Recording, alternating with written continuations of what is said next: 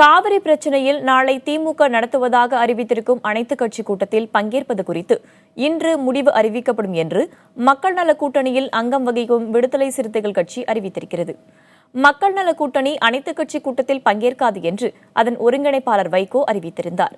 இந்நிலையில் கிருஷ்ணகிரியில் புதிய தலைமுறைக்கு பேட்டியளித்த திருமாவளவன் மக்கள் நல கூட்டணி சார்பில் கலந்து கொள்ளக்கூடாது என்ற கருத்து முன்வைக்கப்பட்டாலும் இன்று நடைபெற இருக்கும் கூட்டத்தில் கட்சி நிர்வாகிகளின் கருத்தை பொறுத்தே முடிவு அறிவிக்கப்படும் என்று தெரிவித்தார்.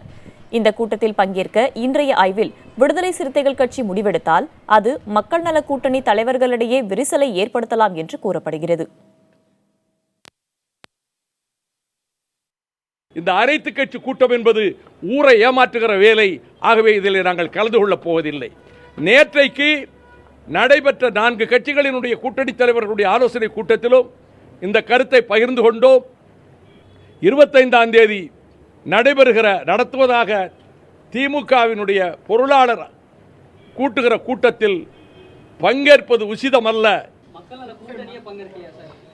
நேற்றைய தினத்தில் கூடிய கூட்டத்தில் நாங்கள் 4 பேரும் கலந்து கொண்டு பேசிய போது இந்த 25ஆம் தேதி கூட்டத்தில் பங்கேற்பதில்லை என்றுதான் நாங்கள் அந்த முடிவுக்கு வந்தோம். புதுதில்லியில் நடைபெற்ற இந்த கூட்டணி 4 கட்சிகளின் தலைவர்களின் கூட்டத்தில் பெரும்பான்மை என்கிற அடிப்படையில் பங்கேற்பதில்லை என்ற முடிவு எடுக்கப்பட்டிருக்கிறது.